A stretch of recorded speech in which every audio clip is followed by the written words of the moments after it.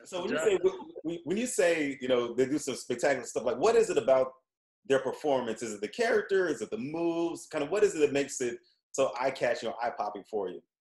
For me, it's performance art, right? Like we all know for the most part what's going on and what we're watching, and for them to make it look really believable, you got to hurt yourself, and these men and women do it over and over and over and over and over again, just to entertain me, and it's pretty amazing.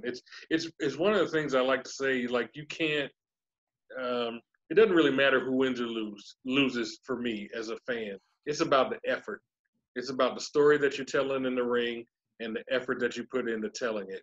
That's what really gets me sucked in, and that's what makes for a good match for me. At the end of the day, it's protagonist, antagonist, and they are at conflict for something. Whatever that something is, sometimes doesn't even matter. But that old story told over and over and over and over and over again has had me a fan for 35 plus years.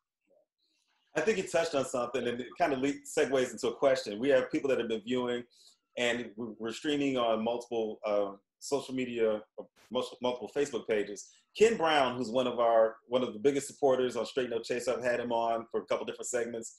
He's asked a question, and I think Demetrius, you touched on it. Is sometimes you have to really go all out, and going all out, you may injure yourself or kind of stretch things to the limit. Is there a wrestler that you think, or can you name a wrestler who you think their career has been cut short due to injury? That's one of the questions that's been asked. Well, Tom interviewed him. Mick Foley. He's probably the poster child of that exact question. The fact that he can move at all, like the fact that he's not in a wheelchair, is amazing to me. Mick Foley has literally, not figuratively, literally given his body so that Tom, myself, Steve, and anybody who's ever paid money to see him wrestle can be like, oh, that Mick Foley. Mick Foley is the poster child for that. Yeah. And Demetrius just mentioned Will Ospreay. Ospreay is slowing down a little bit now. He's put on weight. He's become a heavyweight, but he was a light heavyweight in Japan for years. And regularly the wrestling reviewers and critics have said, this kid is unbelievable, one of the most talented in the world, but if he doesn't change his style, he's not going to be able to wrestle after the age of 32, 33, because he was flying out of the ring and falling on his head, getting thrown everywhere, and he's changed his style. But had he not, we wouldn't be talking about him for a long time. He would be done pretty quickly. Gotcha.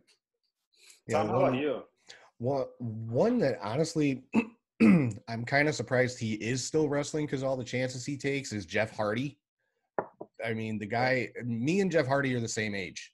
And to see the stuff that he's doing, I look at it, it's like my neck would be broken. My hip would be broken. I mean, but as far as somebody that's had their career cut short because of their wrestling style, I would say Daniel Bryan, even though he has come back in the last couple of years, he did have to retire because of concussion issues, and he was out for, about 3 years or so before he was finally medically cleared to come back. But, and he had to, one thing he had to do was change up his style a little bit because he's a smaller guy. So he tends to get thrown around a lot.